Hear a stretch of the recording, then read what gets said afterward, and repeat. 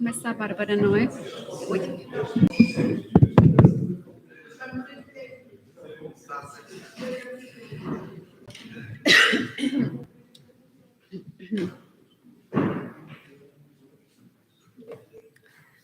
Está o meu com. Estamos à espera. Ora, e quase podíamos falar em português agora. Não, continuamos. Sim, sim, sim.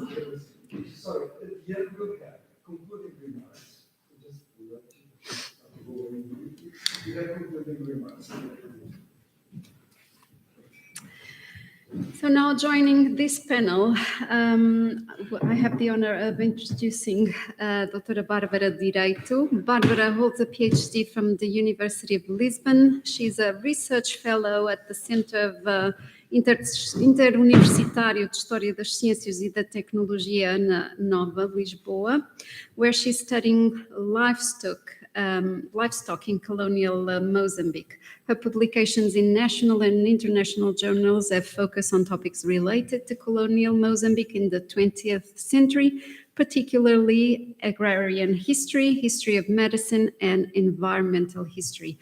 And her presentation is titled Island in a Sea of Flies, Livestock, Animal Disease, and the Environment in Mozambique from the 1990s to 1940s. Thank you, Bárbara. Thank you so much for introducing me. Thank you, Francisco, for organizing this. It's a pleasure to be here. And thank you, Marta. Let's not forget Marta for making all this possible also.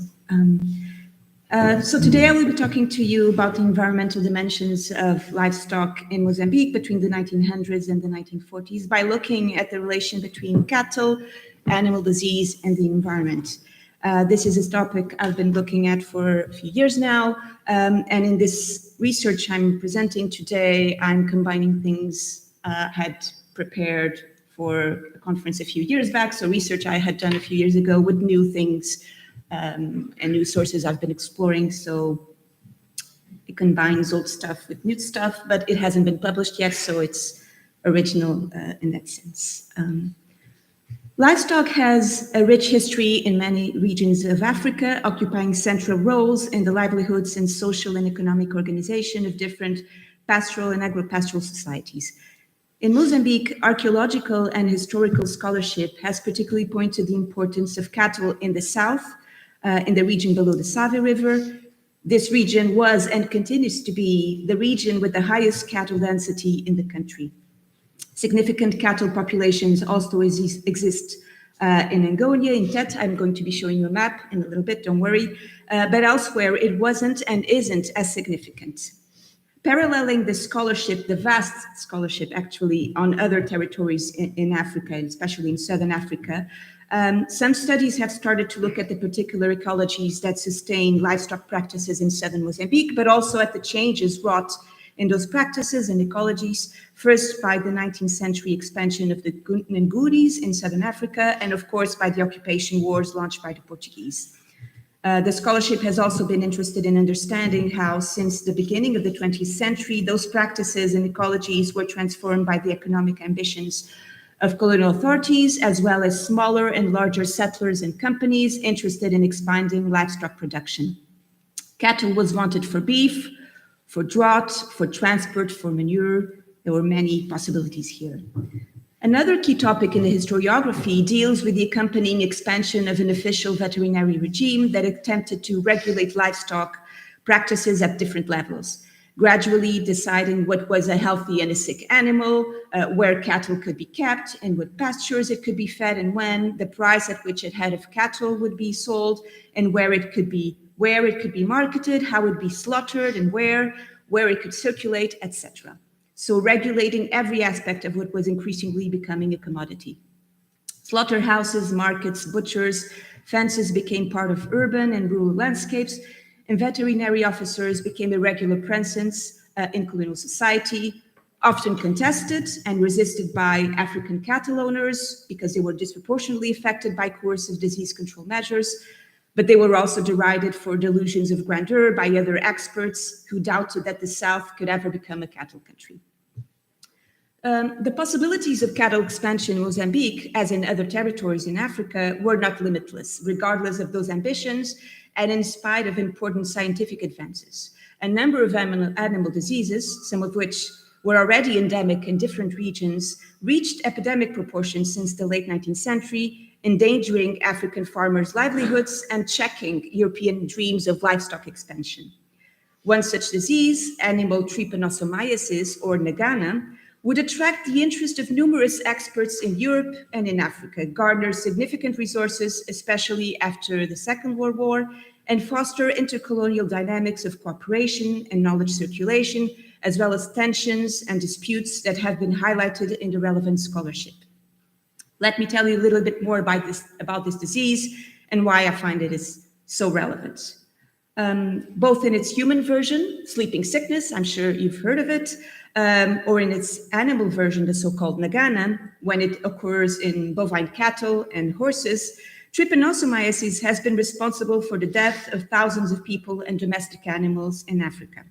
Transmitted by different types of tsetse flies, Glossina, that's the technical name, insects that feed on the blood of vertebrate animals, mostly wild animals, and are carriers of parasites called trypanosomes. This disease expanded in Africa throughout the 19th century. Once it reaches the nervous central system of animals such as cattle, the disease causes fever, reduces the growth rate, milk productivity, strength, and eventually causes death. A tsetse fly, or Glossina, normally living near water and in a forest or bush that provides enough shade, normally feeds on the blood of animals like elephants, buffalo, antelopes, etc., depending on what is available in the area. Those animals are carriers of the parasite, but they do not develop the disease.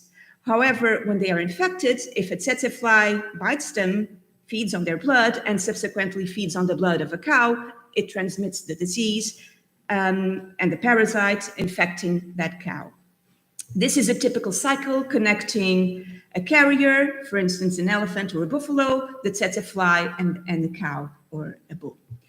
Different elements such as climate, type of vegetation, the species and amount of wildlife, the presence of the tsetse fly and the type of the fly, there are different types of Glossina, and the type of trypanosome have determined if a specific area is or not affected by the human and or the animal version of the disease. And fly belts can change over time because of these different variables. Of course, the parasite is carried in the blood of these wild animals, and the fly can be carried in the back of those animals, so transported to different areas, and in the back of humans as well. Importantly, Nagana was considered by colonial administrations across Africa to be partly responsible for elements such as poor nutrition and health conditions of the African population. It was also seen as responsible for African settlement patterns and African agricultural and pastoral practices, as it deprived populations of drought power for agriculture, of manure, etc. But it was also considered to have a significant impact on the social and economic conditions of the European population, and in particular on planned settlement schemes and agricultural projects. African populations in different regions of Africa, including in Mozambique, knew the disease and connected it with both the presence of the tsetse fly and wild animals. Of course, their understanding of the disease was different, but they knew about the disease. This local knowledge informed the understanding of Western researchers in Africa and in Europe about the disease in the 1890s, as did the bacteriological revolution that was then taking place. But it also informed some of the approaches that were put in place to deal with this disease. What were these approaches then? One approach, considered the medical approach, implied targeting the parasites, so treating infected animals and trying to prevent new infections. Biomedical solutions started to become available since the 1920s by injecting animals with tartar emetic.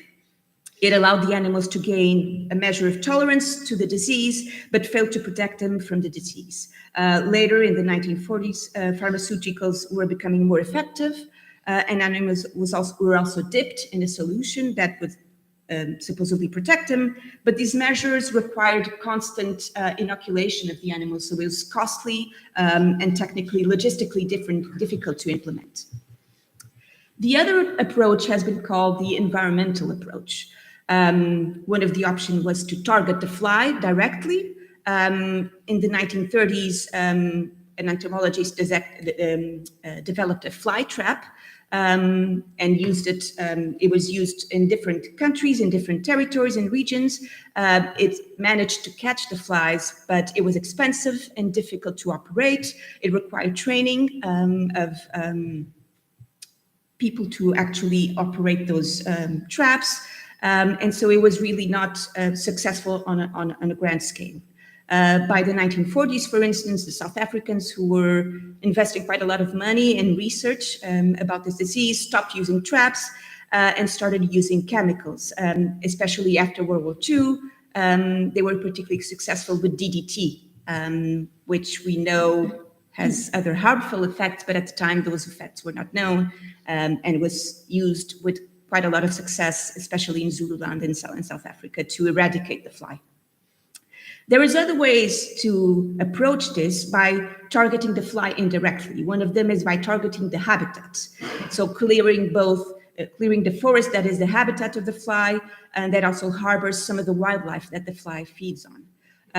Some of the interventions that followed across these regions in Eastern Africa and Southern Africa were more discriminate, targeting only specific vegetation, like acacias, than others. Some of them were more indiscriminate, and some combine cutting trees with controlled burning.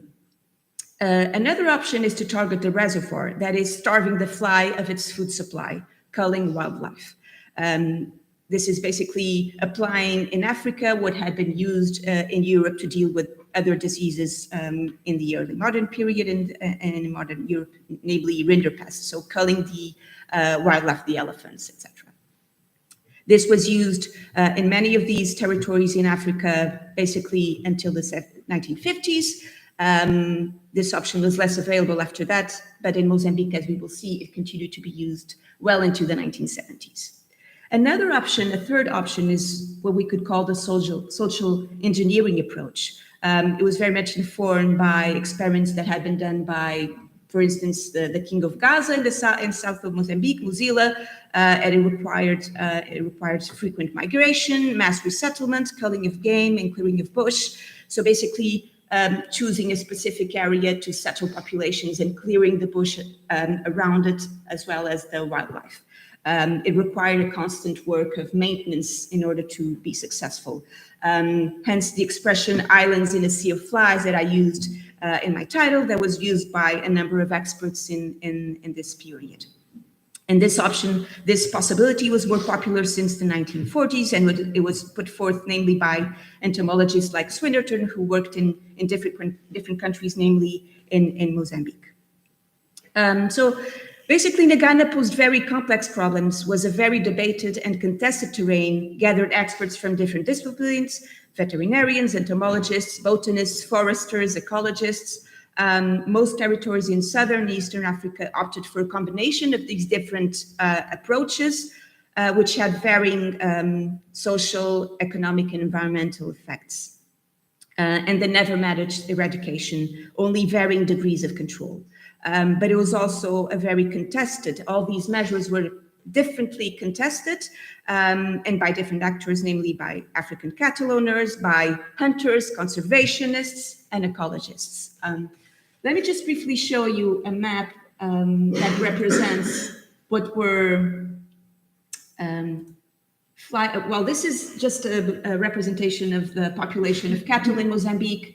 As you can see, it was mostly concentrated in the south, so below the Sava River. And elsewhere, you can see that there isn't a lot of cattle. There is a lot more here in Agonia. It doesn't have the tsetse there. And elsewhere, it's mostly concentrated here. And the red dots are supposedly 500.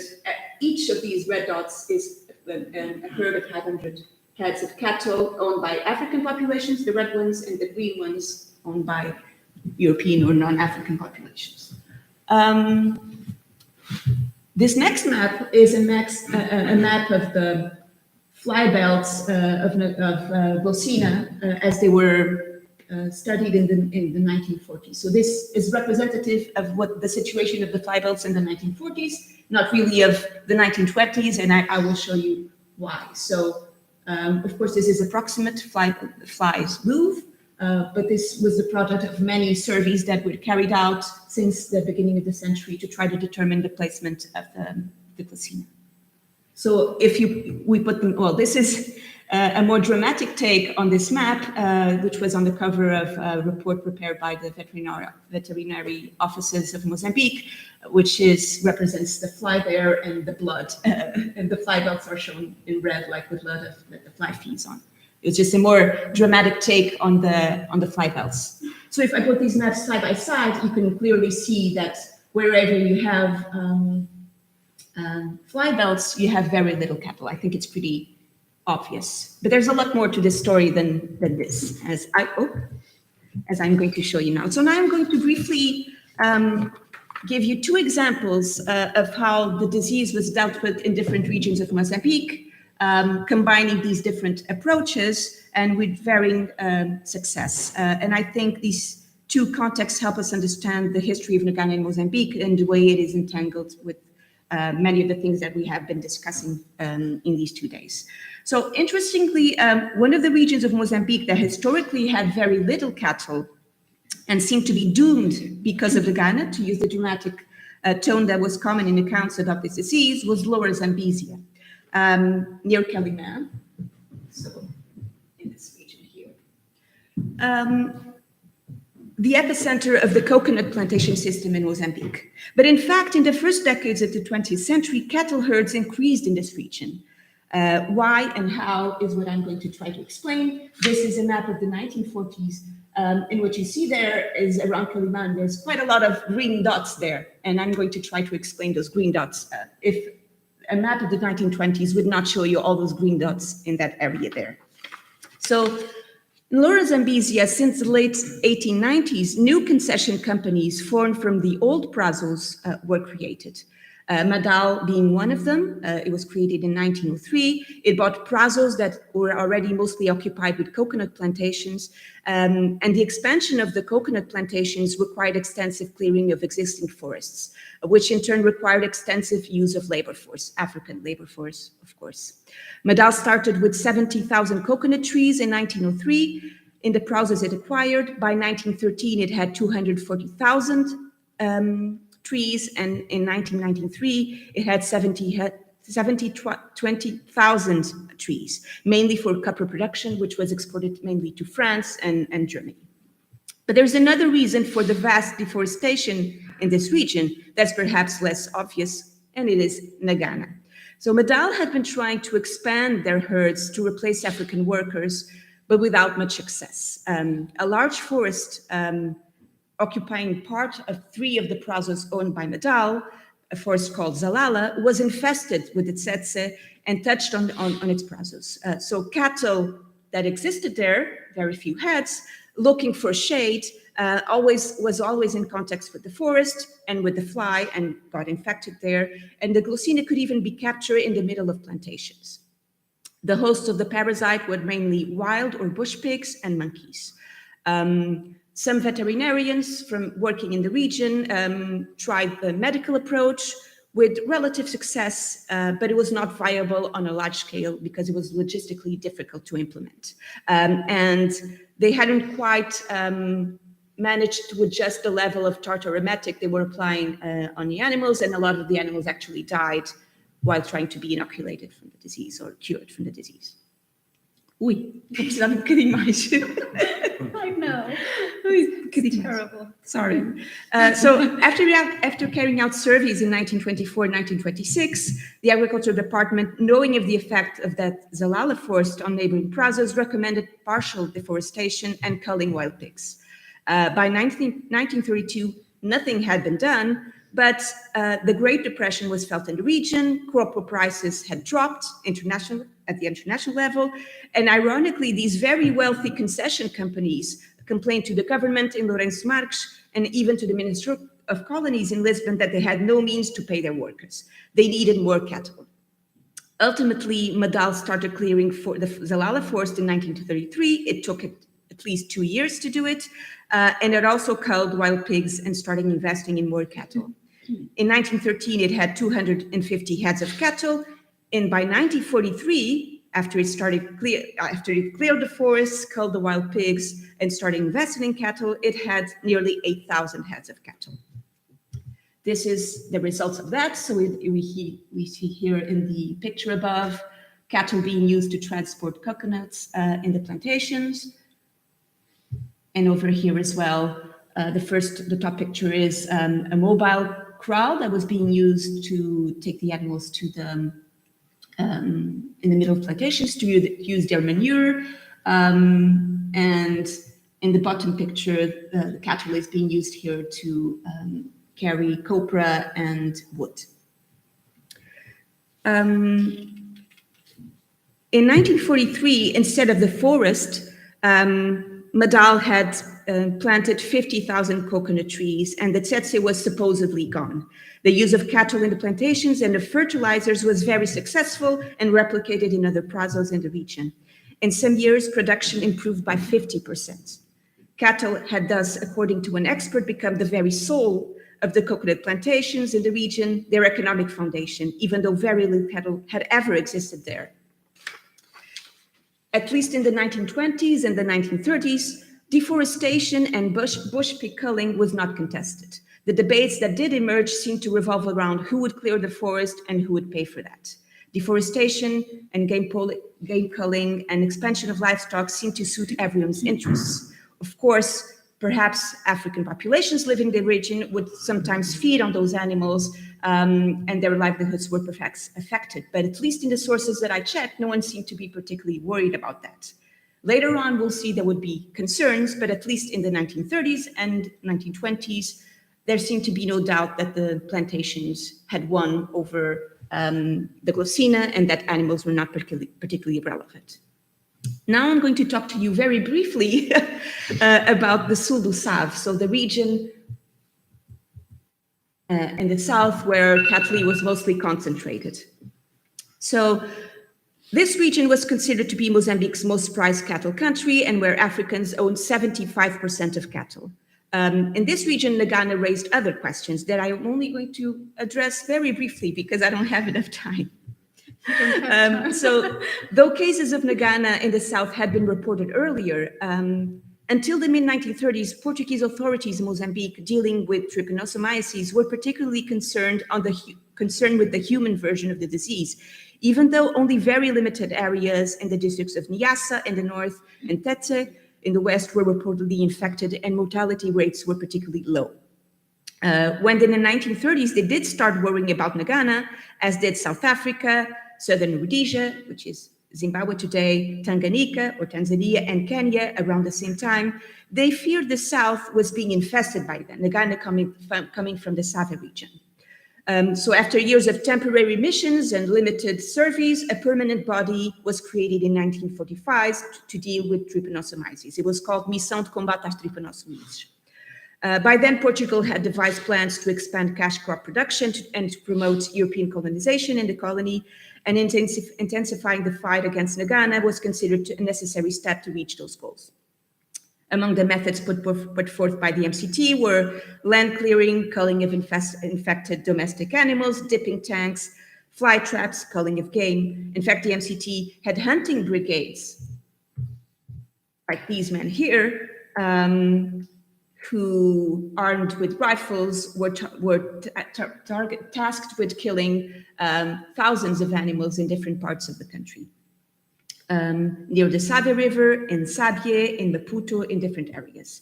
And hectares of forests were also cleared. I don't have enough time to analyze this picture, but I think there would be a lot to say because the image of an African carrying a weapon in the 1950s or late 1940s is something you wouldn't see very often. You would only see it in this particular context because obviously by this time hunting regulations had taken African populations out of the picture and mostly hunting was missing. It was also practiced by African hunters with white hunters next to them. So there's a lot to say about this picture, but I thought it was particularly impactful in a way. So what is interesting, I know I have to go a bit quicker. But what I wanted to say that is also interesting about this is that by the late 1940s, Portugal had ratified international treaties on wildlife conservation, and specific local legislation had been enacted on this matter, creating hunting reserves and then later wildlife parks. So hunting reserves were, well, the historiography has shown this, that were originally created to allow hunting to continue, as well as to allow control of ivory trade, on which we heard a paper earlier this afternoon. And so, of course, we need to historicize these ideas about conservation and protection of wildlife, especially elephants, certainly in this period. We've all more or less heard the story about the hunting safari later on, and then the photographic safari with the expansion of tourism. So basically, there was a change of understanding and values of thinking about wild animals was happening in this period. So debates were carried out in this period on how measures to fight Nagana and conservationism could be reconciled. And these debates were happening internally in Mozambique in different institutions, but it were also happening at multilateral events, such as the 1946 conference in Lourenço Marques on trypanosomiasis, as well as other conferences. I don't really have a lot of time to tell you what the Portuguese experts that actually attended this meeting were saying, but the main idea to be summarized from their participation was that there seemed to be a dominant position that game culling was acceptable in certain areas to foster economic development, and the numbers show that this option continued to be used in the coming years up until the 1970s, while Mozambique's neighbors were mostly no longer doing this starting from the 1950s. So the Portuguese continued to do it up until the 1970s. I hate to do this, Barbara. So your last sentence, just to finish. Okay. Okay, I don't have a lot of time now, but I just wanted to say that my point is that these policies... Não há problema. Pronto. Ok. Então o Bernardo is gently... So to wrap up, looking at the case of Nagana has allowed us to consider the complex ways in which health and the environment intersected in Mozambique. We saw how in Mozambique, policies to control Nagana went mostly down the environmental approach, targeting forests and the carriers, and had themselves an environmental impact that was considered acceptable by many experts for a long time, though increasing pressure from foresters concerned with soil erosion and conservationists concerned with the depletion of wildlife, especially big game, also came to the fore, especially since the 1940s. We also saw how those policies were aligned with colonial goals and with the ordering of colonial society in different moments in time. Deforestation in Zambezia was helpful for concession companies hoping to expand plantations. In the Sul do Save, Nagana control was there to protect mostly African owners and transform forests into savannas for the expansion of cattle, but indirectly, of course, to also allow the expansion of European settlements. Social engineering solutions, those islands in a sea of fly, increasingly defended since the 1940s and practically applied in some areas in Mozambique, especially near the Save and in the south, were highly influenced by the emergence of ecology as a discipline, but also aligned with new post-war development and visions of African production and promotion of rural settlements and so-called aldeamentos and colonatos.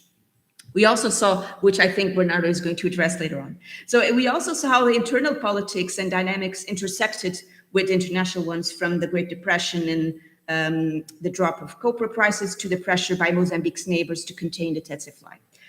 Interestingly, and now I'm really going to shut up very soon, these two cases discussed here highlight two different contexts that I think are important to remember. So in the first case, cattle was not originally part of the local life and the local economy. Companies needed cattle to replace labor and to lower their costs. Private capital was important in this change. And the environmental approach was the one used mostly, and within it mostly targeting the habitats. Of course, they also killed wildlife, but they mostly killed bush pigs, which were not economically relevant and were not really the subject of much debate, at least in the 1920s and 1940s.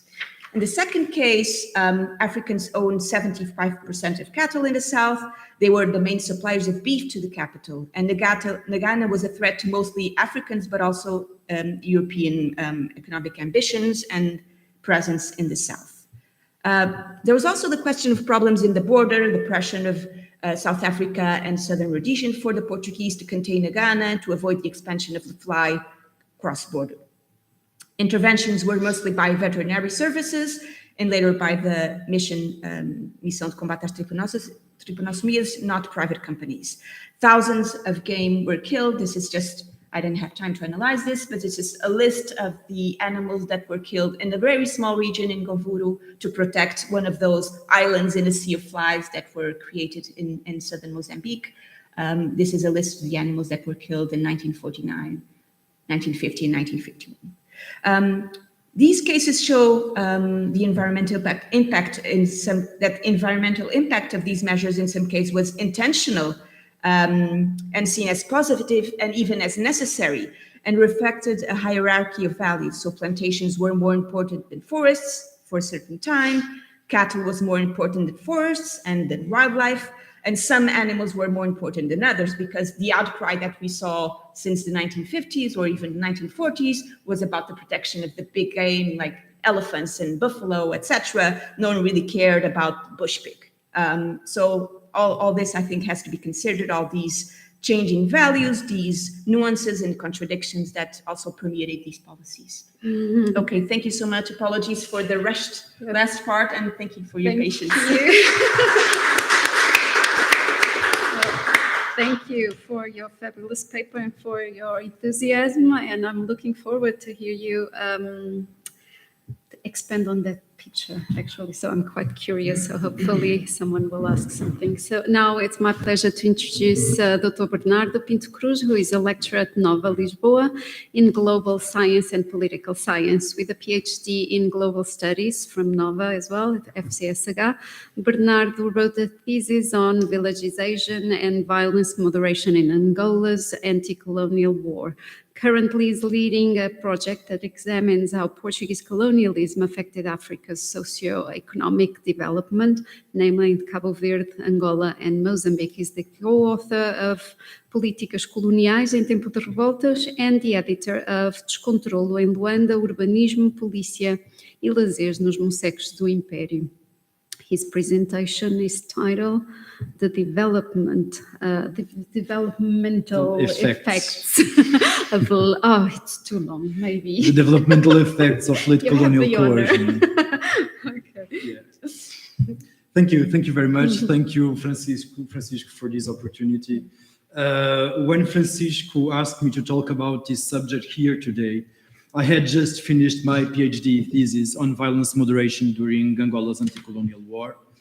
And they're drawing on Norbert Elias' relation between state building and control of violent outbursts. I concluded that the emergence of a new government structure in Angola, the so-called structure of counter-subversion, was correlated to important shifts in violence production. For example, the change from indiscriminate to selective violence, or the psychologization of once very physical and honor-layered militia recruitment and destitution ceremonies. This structure of counter-subversion was the institutional variable that mattered most in accounting for such changes. Those acquainted with James Scott's work know that high modernist schemes will usually fail also from an environmental viewpoint, unless the level of coercion on which they rest is somewhat curtailed by demo-liberal institutional checks and balances, such as strong parliamentary scrutiny and civil society mobilization.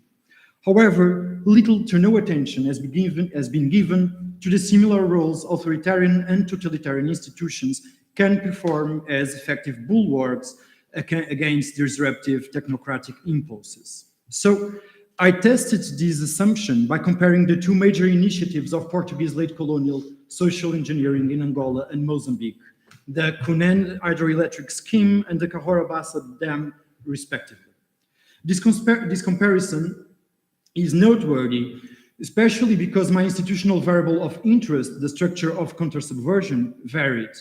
In Angola, it was fully accomplished, resembling the party-state machines of totalitarian regimes, one in which for each echelon of colonial government, you would have a parallel chain doubling the former and bringing together the civil services and the military branches of the state. The main idea was to augment the state legibility from the local to the upper levels of government, to curb civil and military violent impulses, to achieve nationwide patterns of political risks, and to channel all issues deemed suspicious, from simple African children's hobbies to sad terrorist plans. In Mozambique, no such large-scale structure ever emerged, there being only a handful of more district-level akin experiences. I set out to identify the social and ecological effects not of both projects in themselves, but of their gradual insertion into this newly formed proto-totalitarian governance structure. I will try to show, that there were clear but distinct paths of undemocratic institutional forbearance, which tried to reduce the degree of human and ecological violence deployed. A few points of similarity and difference across Cahora Bassa and the Cunene scheme are in order. First, both were planned and directed from 1968 on, with significant financial and logistical involvement from South Africa, where both were aimed to direct their main outputs, water for irrigation and industry, into South African occupied Namibia, in the case of the Cunene scheme, and power generation and transportation directly to South Africa in the case of Cahora Bassa. Both projects were wrapped in secrecy, which has been brought up as an important factor accounting for the lack of colonial environmental impact assessments. But such secrecy was much stronger in the case of Cunene, mainly because Cahora Bassa had drawn huge international attention. They were both also the object of a major anti-colonial campaign led by international organizations and actors that equated the forced removal and resettlement of affected populations to a Southern Africa network of concentration camps. As to the differences, the Cahora Bassa project consisted of a single 270-kilometer wide dam and power station, while the Cunene project included multiple, like 15 multiple dams, an hydroelectrical station, and cattle ranch and agronomic farms from Huambo in the center of Angola to the Cunene River mouth in the south. And while recent literature has downplayed the Cunene scheme for not being considered as an integrated regional developmental program as the Cahora Bassa Dam, that was thought to regulate the Zambezi for cash crop production, river navigation, and industrial polarization, in reality, it was much more than that. Among its varied goals, one stood out. The Cunene scheme envisioned the transformation of the Ovambo, semi-nomadic pastoralist peoples, into sedentary modern commercial farmers. A final point of comparison can be found in the governance structure of each plan. Both were managed by powerful technical and political authorities directly dependent on Lisbon, the Gabinete do Plano do Cunene, GPC, and the Gabinete do Plano do Zambezi, GPZ.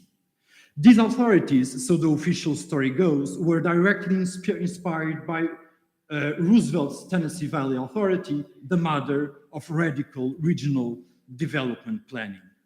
Thus, I will focus now my analysis on the workings of the GPZ and GPC, beginning with the case of Cahora Bassa and proceeding to the Cunene after extracting what I think are some of the important variables which can account for the differing ecological outputs of both experiences. As José Pedro pointed out yesterday, the community development version of late colonial development built on the positions of a series of actors who sought to establish a link between proper development, that is the social and economic promotion of rural populations, and environmental sustainability, whose necessary conditions ought to be voluntary community participation, the planner's sensitivity to local and traditional knowledge on micro-environmental equilibria, and slow-paced change to be induced via persuasion, what the Portuguese then called mentalization. In the case of Cahora Bassa, we see that this reformist, non-radical mentality gradually incorporated environmental concerns alongside plans for the resettlement and reordering of the people displaced by the filling of the dam's reservoir, as well as of the lands and villages in the larger Zambezi basin. But during the planning phase from 1963 to 1970, ecological considerations were never studied independently and scientifically in a preventive way. The technicians and planners of the GPZ focused only on the technical aspects of soil, water access, and the agricultural practices of the people who were to be integrated into a monetized economy once the dam was operational. There were some incomplete surveys on local morbidity and the traditional economy of certain groups, notably the Barwe, but no detailed social and cultural data were collected, nor was there a critical study on the environmental impact of the dam.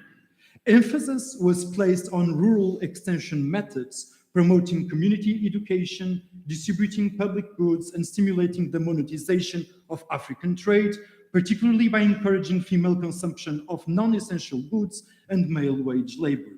In addition, public consultations were held with local chiefs, or so-called local chiefs, and community representatives to address demands for goods and services and, especially, complaints about the continued use of forced labor, which had been abolished earlier in the decade.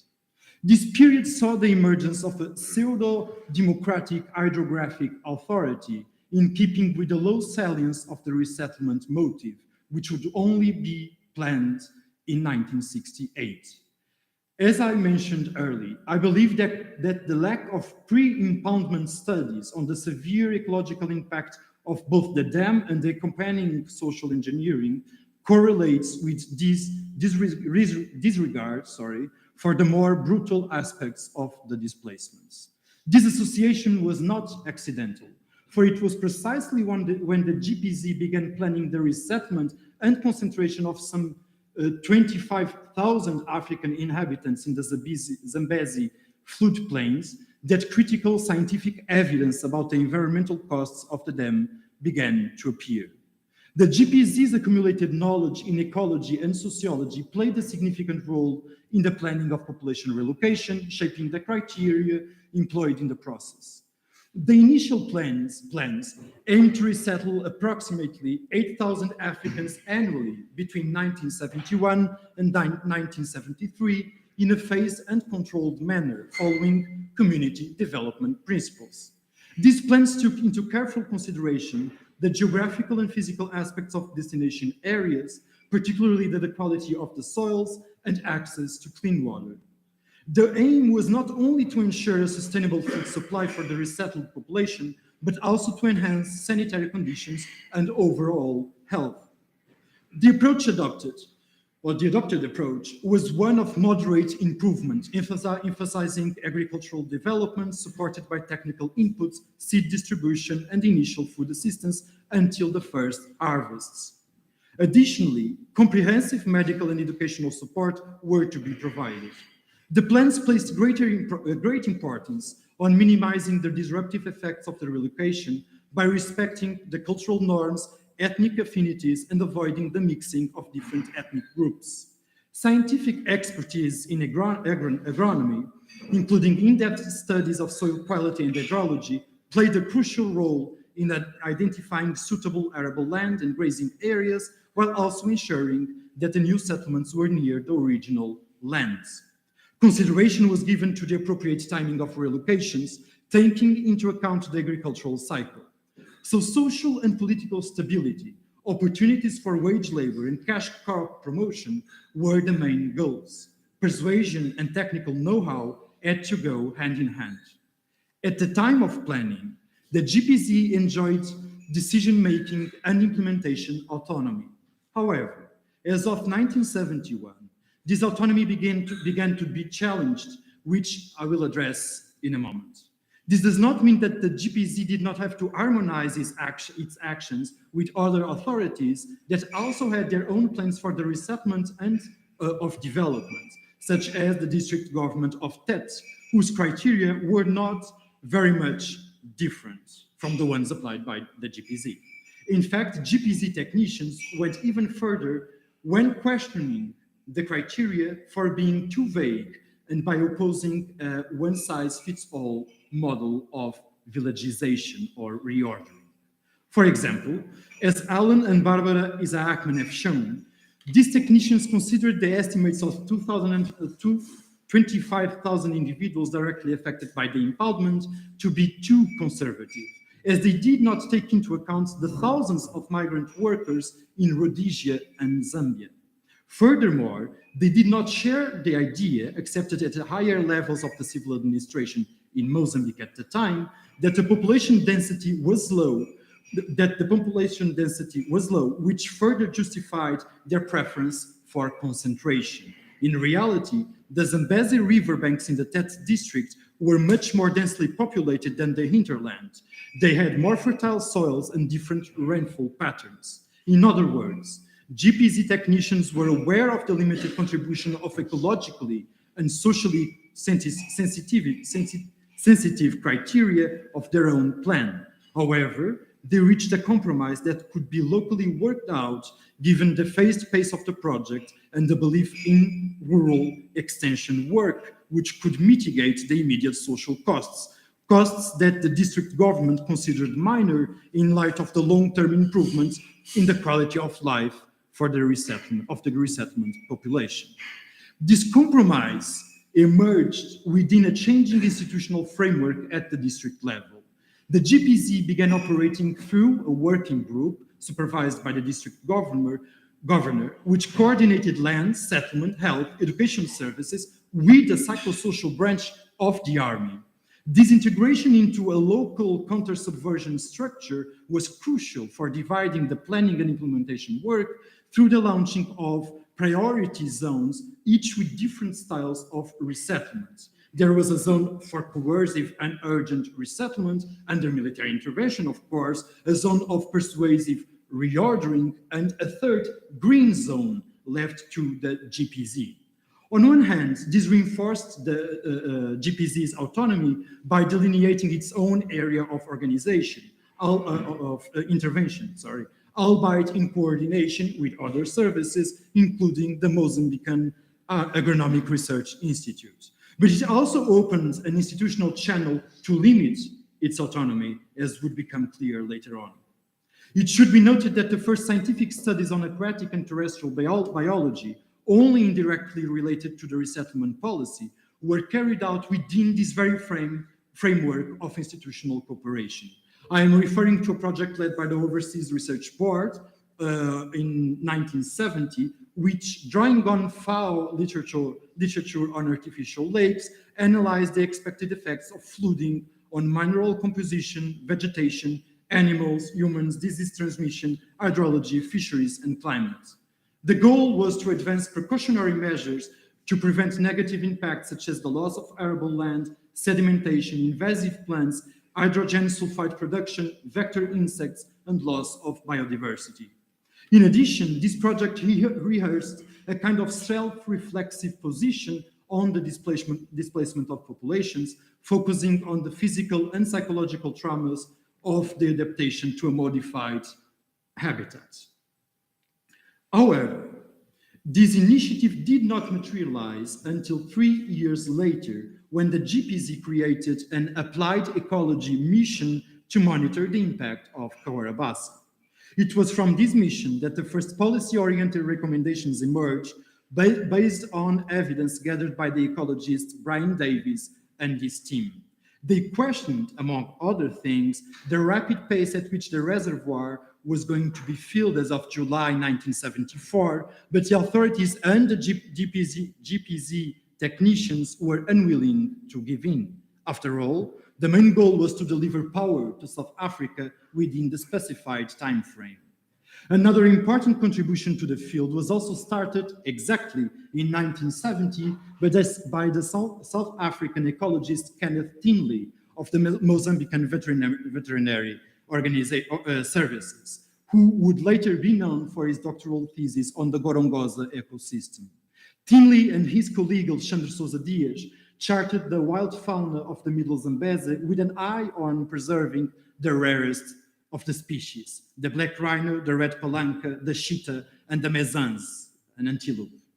3 years later, a rescuing plan called Arca de Noé, vaguely inspired by a similar experience done at Cariba Dam, grew directly out of their findings. This would be a large-scale operation that included the creation of a new national park at Chioco, a location that had been thoroughly assessed. The military was urged to fully implement this project by the GPZ, the project's main sponsor, but in vain. The National Defense Minister opted out, claiming that the operation would be extremely burdensome and time-consuming, and that it could jeopardize military actions elsewhere. All these research efforts ultimately fell short of being consistently applied or even influencing top-level decision-making. The biggest factor, according to the sources, was, of course, the war. But how did it affect them? Firstly, there was a significant temporal coincidence between more comprehensive plans for population regrouping, pure or applied scientific initiatives, and the advancement of Frelimo from the northern to the southern bank of the Zambezi, with attempts to sabotage the dam's logistical operations. This meant that the takeoff of an environmental and social sensitive mindset matched the militarization of the region. Secondly, as previously stressed by other authors, this militarization began with the unification of civilian and military district authorities and with the imposition of a state of siege with increased troops on the ground. The operational zone of Cabarabassa was securitized and restricted with attempting to turn the reservoir into a free fire zone. At the same time, there was a growing pressure from the military to villagize, regardless of the social and environmental costs involved. This naturally affected how the GPZ interacted with civilian and military authorities. As the GPZ's plans were refined, it faced pressure from both a faction of civilian officials and the military. If I was to use a planning belief scale, the GPZ would fall roughly in the middle, demonstrating confidence in technical planning, albeit in a moderate manner. However, some civilian officials openly opposed the resettlement of riverside populations, invoking paternalistic arguments based on their understanding of traditions and pragmatic human ecology. These were primarily arguments of authority, of course, as they were criticizing the interference of GPZ in the lands and populations under their jurisdiction. On the other hand, the military, including the new governor of Tet, held an absolute belief in villagization and social promotion, considering the GPZ's criteria and reservations to be too lenient. This radical model, which eventually prevailed, had already been applied in the districts of Niassa and Cabo Delgado, where over 300,000 people were resettled in hundreds of strategic hamlets. Forced concentration was accelerated with executions, arrests, threats, and the destruction of homes and houses and crops. In this context, the GPZ's area of intervention expanded, and it was obliged to work on the resettlement of villages not directly related to Cahorabassa. In doing so, it became subservient to the military and abandoned its technocratic pace. The limited environmental considerations in soil mapping and water testing were overshadowed by the overall approach to population concentration. Just as it happened with scientific studies and recommendations, villagization criteria were put aside. How then should we account for the seeming paradoxical demand of eco-sensitive projects during a phase of militarization? I think that contrary to what has been written on the subject, we should look at these initiatives as an emerging field of community development, not in spite of the war, but because of it. I am not denying that GPZ officials and researchers did not oppose some of the most brutal repression of counter-subversion. They did. But they were also very much aware of the reasons for an increasing top-level demand for social and environmental studies. These were all the more needed in a situation in which, and I am quoting a GPZ report, it was of the uttermost necessity to show the world the results and cautions put into the Cahora Bassa impoundment. So environmental science and sociological care should be part of a major propaganda campaign, both abroad and at the site, by bringing foreign journalists, scientists, cinema directors, all duly controlled, of course, so they did not eventually witness, and I'm still quoting, the so-called difficult cases, Africans who, by 1973, were yet to be forcefully resettled from the margins of the reservoir or otherwise drowned. I know I've just talked about the GPZ. I don't have enough time to talk about the Kunene scheme, but I'm willing to answer your questions. Thank you. Thank you so much. Well, you definitely raised the level, and it's such an honor to finish this session with such an outstanding paper. So congratulations to you both, and you are now open to your questions. Yeah. I have a question for you don't do that, right? We're not online anymore. Yes. Oh, we are. Just want to get around it. I have a question for Bernard. I'm not sure how to formulate this, but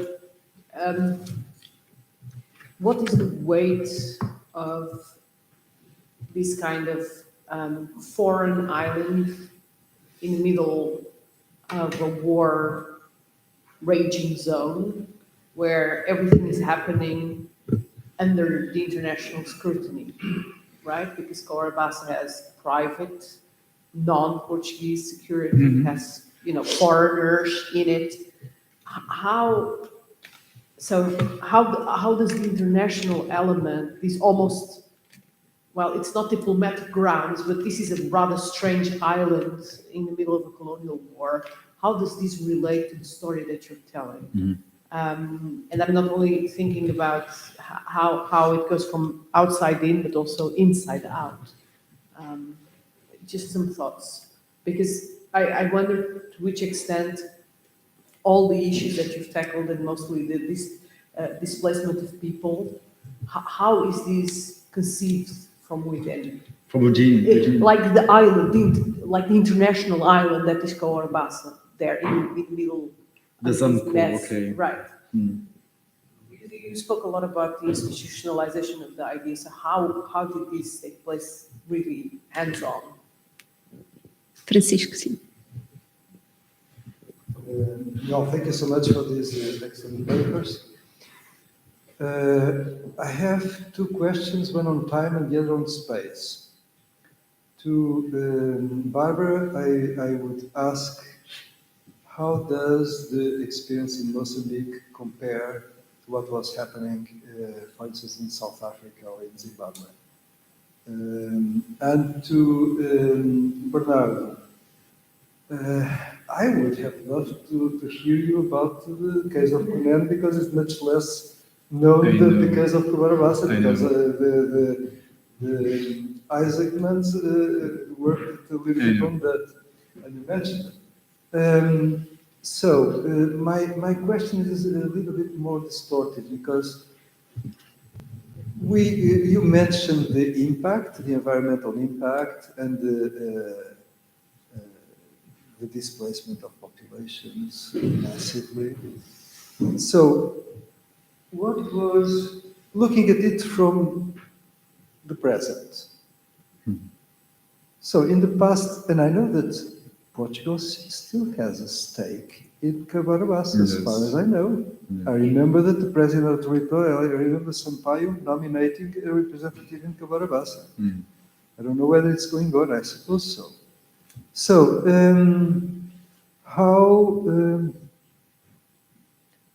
looking at it from the present, the long-term consequences of the functioning of these projects and the environmental impact, is it possible to have a better balance or a better evaluation of what happened?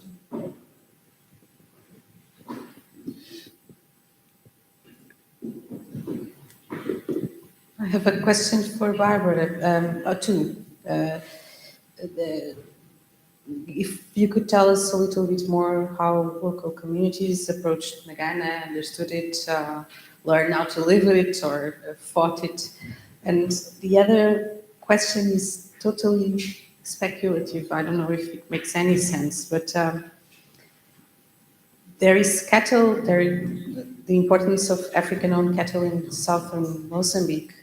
And if looking in the long term, if it's possible to speculate if this is already a process of fighting this disease, learning how to live with it, and because we have maps from the 1920s, but we don't know.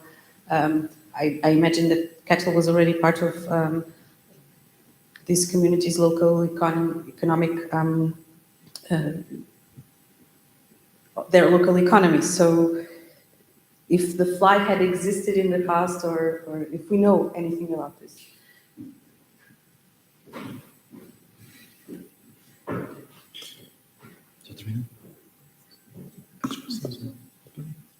I'll start. Thank you so much for your questions. So on Francisco's question, I only addressed this very briefly, didn't really have time for a lot of other things I was saying. But very briefly, to try to compare what was happening in Mozambique with what was happening in South Africa, for instance, or Zimbabwe, or Tanganyika or Kenya. So I think the approaches available were the same, more or less. Of course, some of these territories had more money and had invested more in science, had more resources, more local officers, entomologists, veterinarians, etc. So certainly South Africa had a lot more resources, and the medical approach was more effective in many areas because there was a lot more money to inoculate animals and to continue doing it periodically in order to allow animals to gain some sort of resistance to the disease. In the areas that they were more successful, they targeted the fly with DDT, but that was only starting in the late 1940s.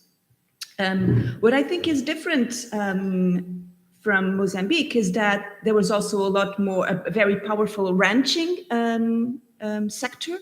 So very powerful white ranchers, an industrialized livestock sector that was very powerful. And you also had a very powerful hunting lobby and conservationist lobby that was emerging since the 1920s, 30s, etc.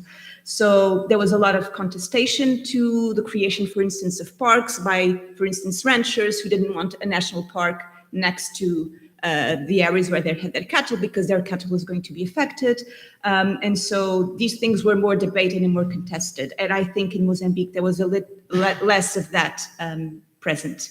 And so that is why I think veterinary officers and the Missão de Combate às Tripanossomias was able to continue culling wildlife in the amount of animals they culled until the 1970s, when other territories were, opting out of that approach, let's say. So I would say they were, they all applied more or less the same things. Some of them had more resources than others.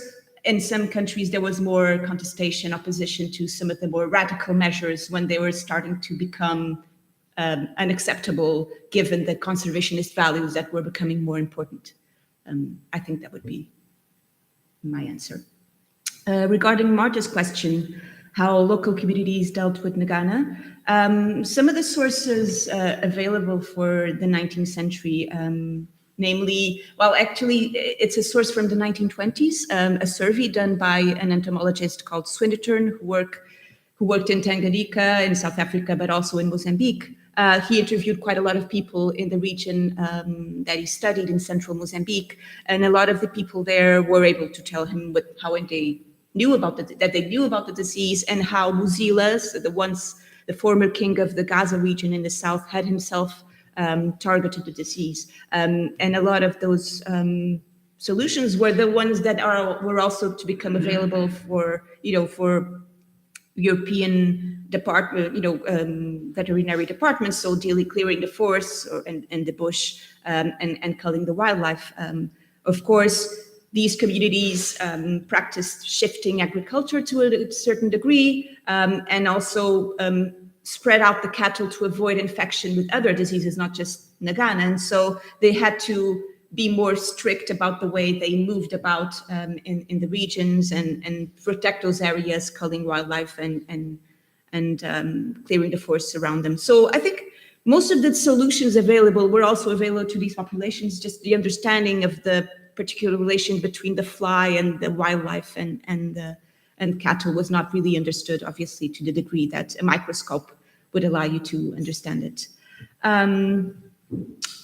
Regarding the South, the particular exceptional status of the South, I don't think there's a lot of understanding about why the South is not affected. The vegetation is probably different, so there are, climatic things, aspects to consider. There are a lot of variables involved in determining whether a region is affected by the disease and has Glossina or not.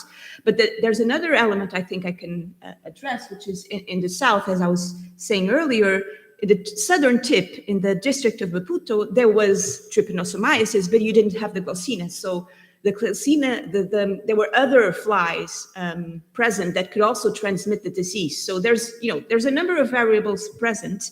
And I think one of the reasons why the South was traditionally more, inhabited by cattle populations also had to do with other diseases that kill the wildlife, actually. One of them was in the 19th century, rinderpest. It was affected cattle and wildlife across Africa. And that was one of the reasons. That's a more recent reason. But certainly that must have been one of the reasons why the fly belts were not as present in the South. But like I said, there are many variables here. Thank you. Katja, I don't know if I understood you correctly. You want to know what was the perception of the international community organized locally within the consortium, you know? I think there were no interventions from foreign people in these operations. They were mostly led by the military in terms of logistical transportation and in the few cases where it happened, the preparation of the agricultural lands and material for construction. But I don't have any kind of evidence that there was an international participation in this resettlement effort. I don't know if this answers your question. Well, I'm curious, right? Because when Brazil starts to boycott Chlorovac, like violently boycotting, there's foreigners, there's foreign blood on the ground. So I would have expected that at some point there would be some sort of reaction.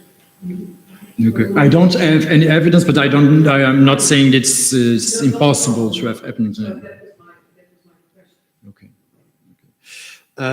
As to Francisco's questions, first of all I can say about the Conan right now, I had 5 more pages on the Conan, is that the story is exactly the opposite. The Conan did not develop autonomously reordering mentality, a social and environmental sensitive mentality. Actually, what happened with the GPC, Gabinete do Plano do Conan, was what James Ferguson calls the Angolan model of farm exploitation, that is a complete social disregard for the populations. And when the GPC is called upon to, in an accountability chain within the structure of counter-subversion, then yes, then we will see a higher demand for social studies, social divisions begin to appear within the office, and of course environmental studies as well. So the story was exactly the opposite and had a clear impact because, in Bondeiros in the southern region, baobabs in the southern region of Angola were being devastated, and the structure of conservation impeded that devastation, that deforestation from occurring. So it really worked as an institutional check on the high modernism of the GPC. As to the long-term impact of Cabora Bassa, there are a number of studies that have consistently confirmed what Brian Davies and Tinley and those guys were already telling at the time, especially because now you have this 40 years of monitoring of the impacts. But I cannot tell you exactly. I know that sedimentation and land of arable land are of course two of the main long-term impacts of the dam. Okay, so as we come to the close of this insightful conference session, I would like to take a moment to reflect on the valuable knowledge and discussions that we have shared today. The presentations, the questions and the exchanges have shed light on a range of interconnected aspects that have shaped Portuguese-speaking Africa's natural resources, ecosystems and communities, and deepened our understanding of its various dimensions. So I would like to express my gratitude to our panel of speakers for their contributions, to our attendees and for their questions, and extend our appreciation to all of those who have contributed to the success of this conference, in particular to Professor Francisco Betancourt. I wish you all safe journeys for those who are traveling, and continued success in your endeavors. Thank you so much. Thank you.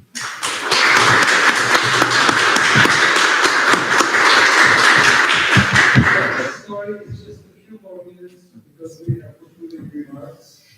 And so it's just a few more minutes.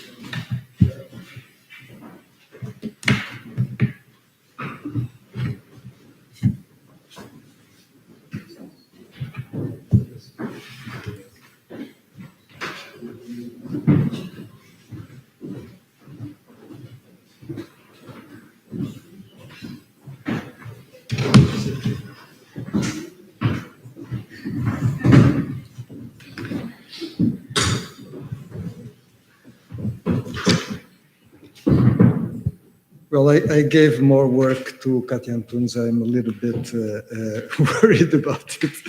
It was not previewed at the beginning. It was a few days ago, I asked her to do the concluding remarks.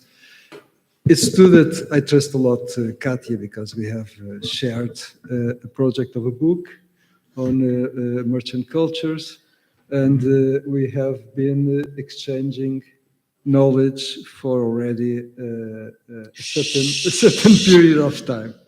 So, and it is always a pleasure to discuss with her and to be involved in many projects or several projects.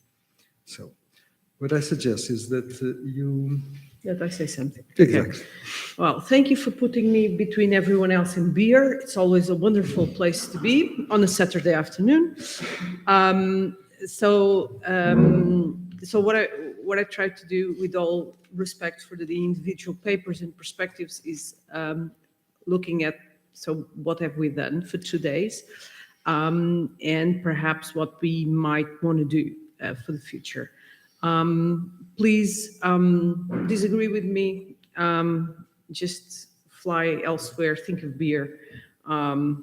Just tune out if you can. I'll take about 7 minutes because I think we had enough.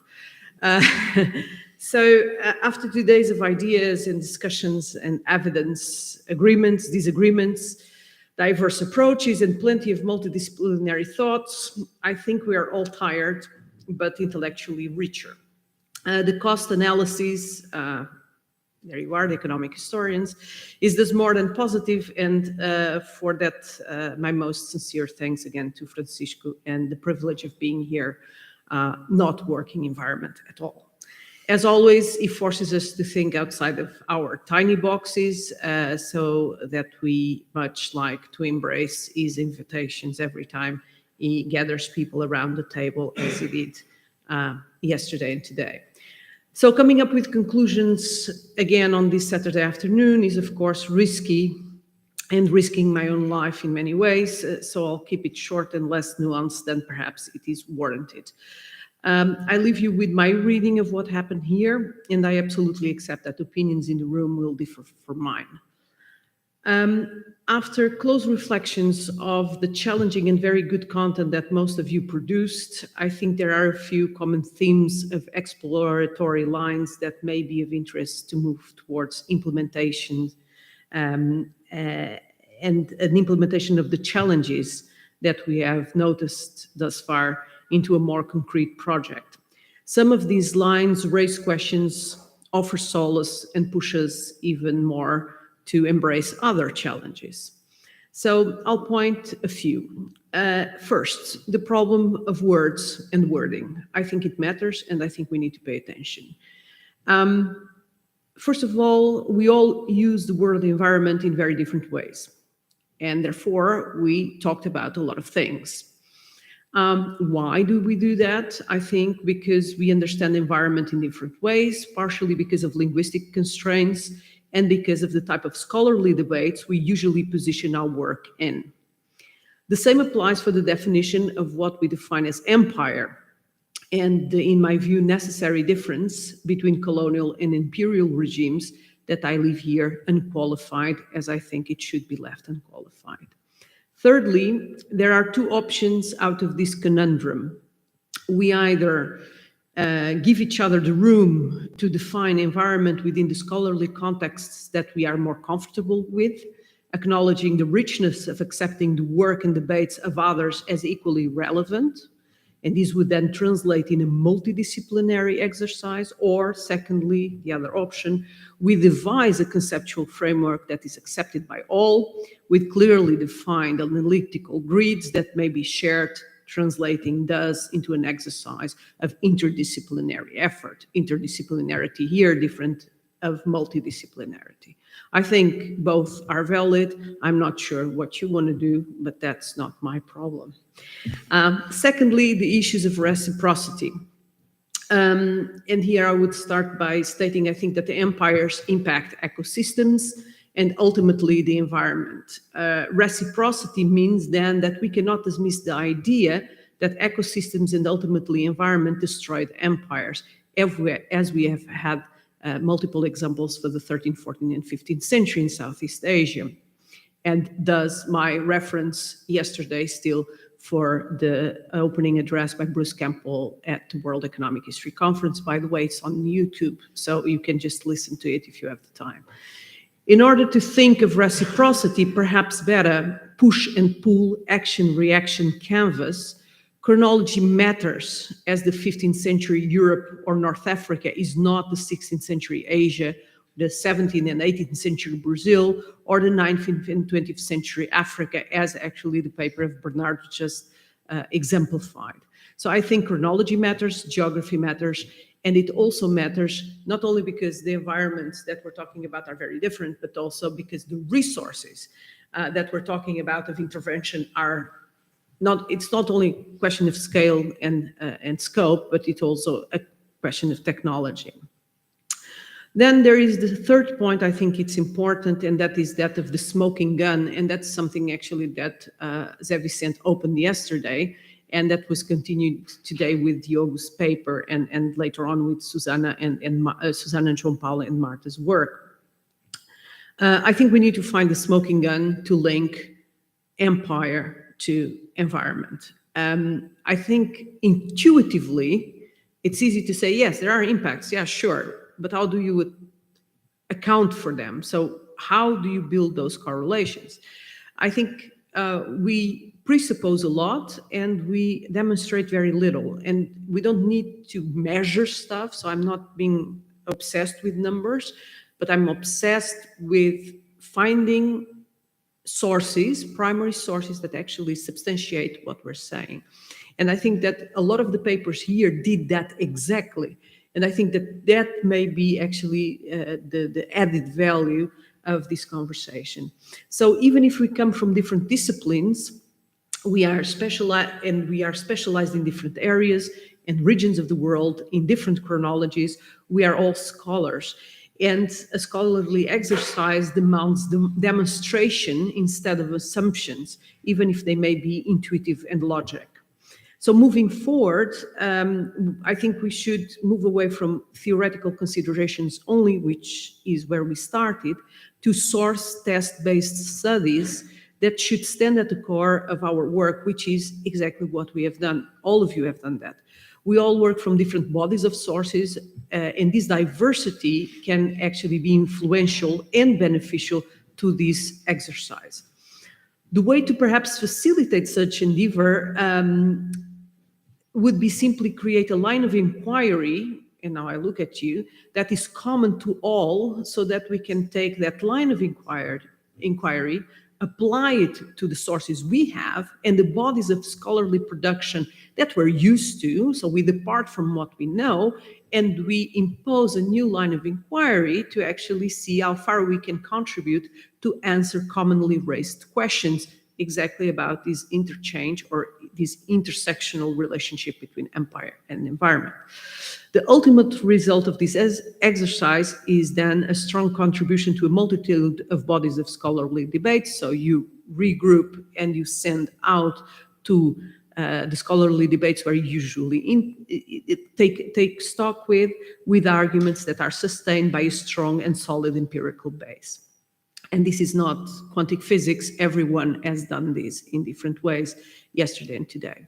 Then the fourth point is the issue of the impact, because we spoke a lot about the impact. Francisco put impact in the title of the workshop. And I think that the problem of impact is the measurement, again, not necessarily in numbers, but measuring the impact of the relationship between environment and empire implies a demonstrable correlation between changes in the environment, in whatever way we define those, and impositions or negotiations, because we always depart from the principle that change comes from imposition when we speak of empires, and vice versa, how changes of empire actually arose from environmental pressures. And this is particularly a point for pre-modern societies, much less than for the period after the Industrial Revolution. And I think we did a lot of the first, we did much less of the second. Environmental constraints change very strongly empires. Doesn't make them better, it makes them different. The second point here would be that the next step is perhaps thinking that mutually influencing impacts between environment and empires results in forceful, in meaningful alterations in ecosystems and human communities, not as separate entities, but as a shared experience. And these would then include institutional regimes, economic systems, systems of beliefs, and cultural segmentations. My last point, I think, would be, and now this is working with the Dutch for too long brings you to have certain habits. And that is the crucial question: why would all of these matter? And why would anyone else outside of this room want to read about this, right? So why does this matter? I think there are two types of value associated with academic work that has been demonstrated here yesterday and today. One is an intrinsic value, simply knowledge for knowledge, of an encyclopedic nature. We found something nobody knows, we transmit, we send out that knowledge. And the other is a relative value, where the representativity of what we do can only be determined when comparisons are at play and global inquiries are applied.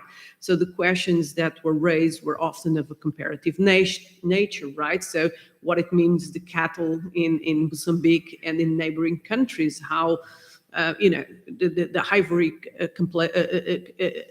relates across different empires. The same would go for all types of other studies. The rice story is an Atlantic story. So I think the value of what we're doing is always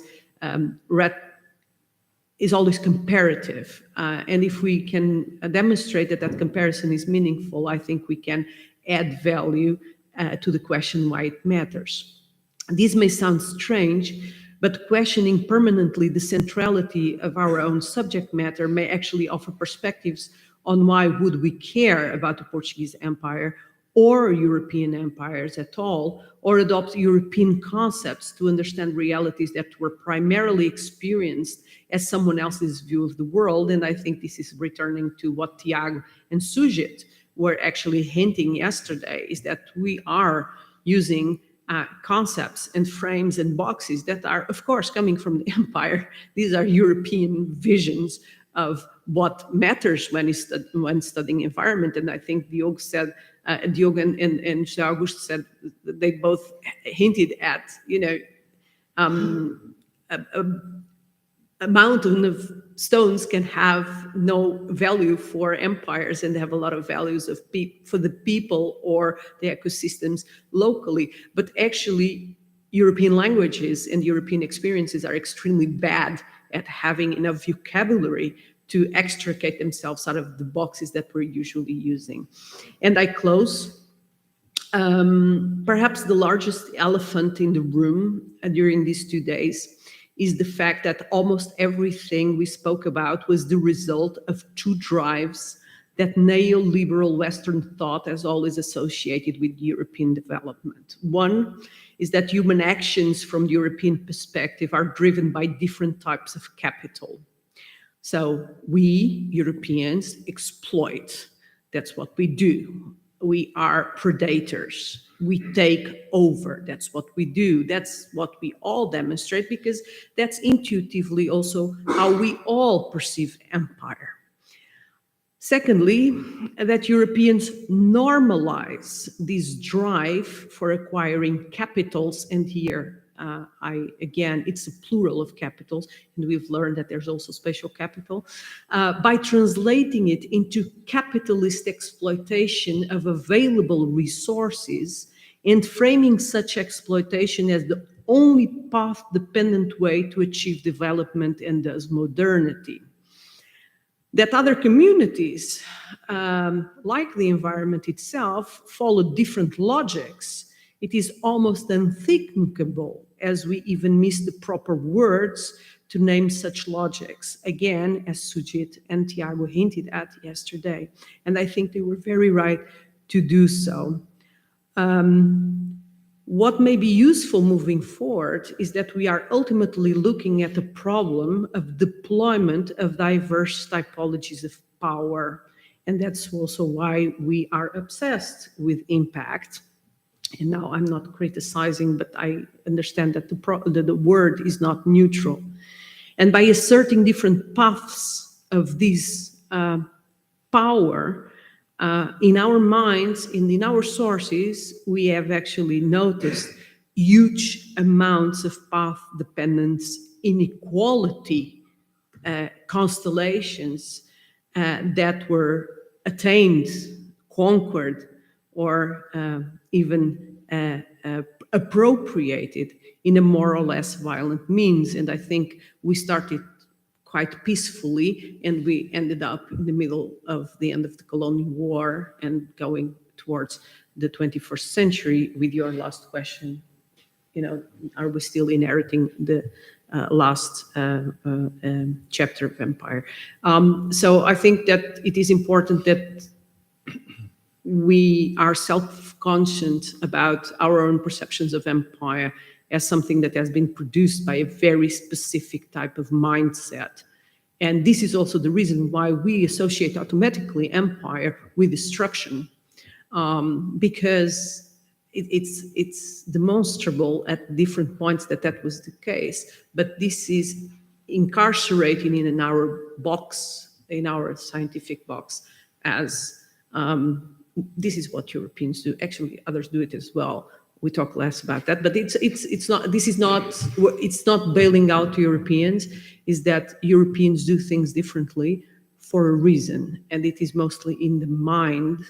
Rather, it starts in the mind and then progresses into action, and that is a global phenomenon after.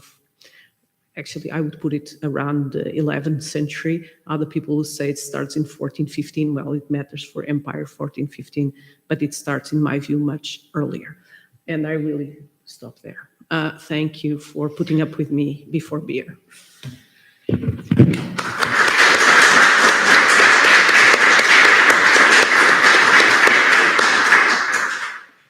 Well, just a few words. I'm not going to talk much, very, very little.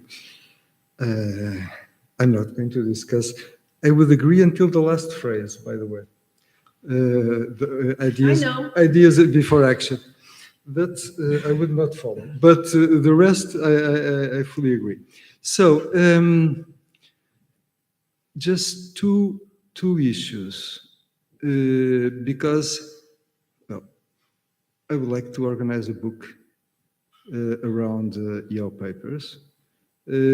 I think what I suggest is that you take on board all the discussions, not only related directly to your paper, but also the atmosphere of the symposium, because generally the books coming out of this kind of symposia, they reflect these developments. None of us come out of a symposium if there is a certain drive and a certain level of discussion. We don't come out of this symposia exactly as we arrived. So there are new ideas, there are new exchanges, we think about new things. So that's the purpose of this experience. So I would suggest that you collect all this, you have been collecting, you have been thinking about it, and think how you can change the papers for a future chapter. I will get back to you for the, I'm not going to define now the deadline. You think about it, so you take it calmly. And I will get back to you within a few weeks. And we all need to think about this and how to organize this together. So this is one side of the initiatives. Also, we have now a good development of environmental studies here at King's. I will try to see the possibilities of using it as a platform for exchanging information among us also. So we can all benefit from these international networks and others, as you may know better in other countries, in Netherlands mainly, we can also use and we can establish an interconnected information.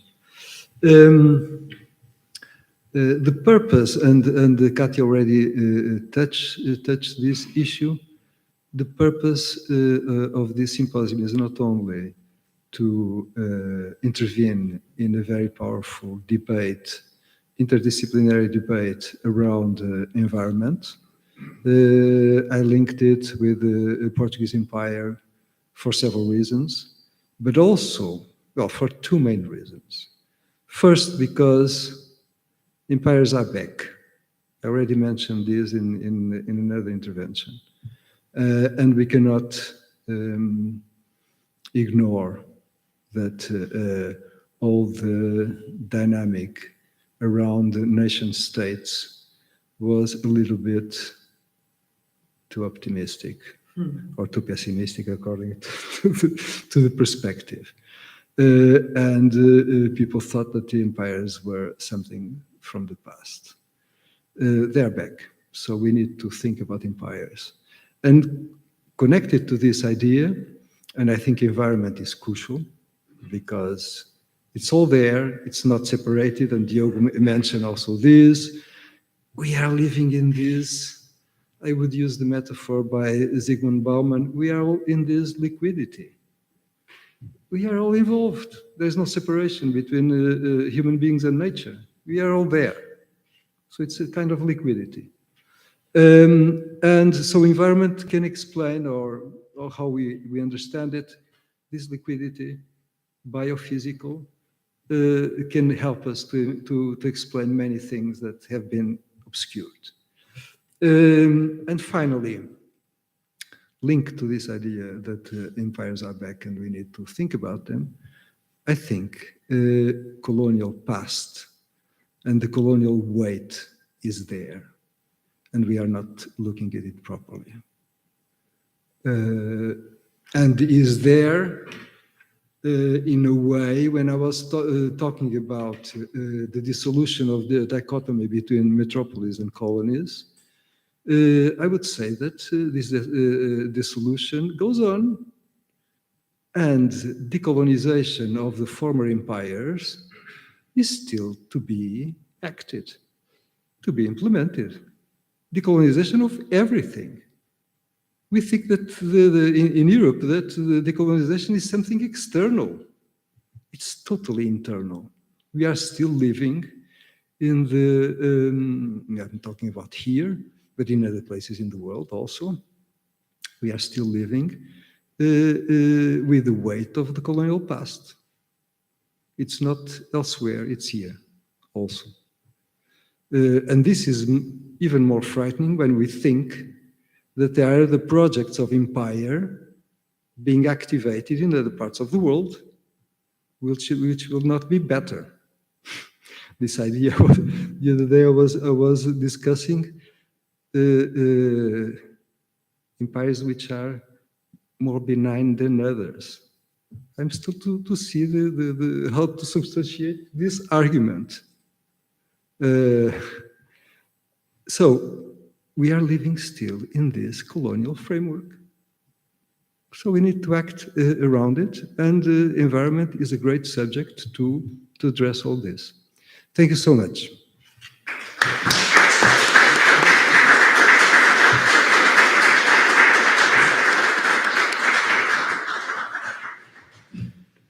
Now the word is beer. Oh, and sorry, one crucial word which is very, very important. Thank you so much to Marta Navarro. Without her, we would not have the internet connection. We would not have all the possibilities of this projection of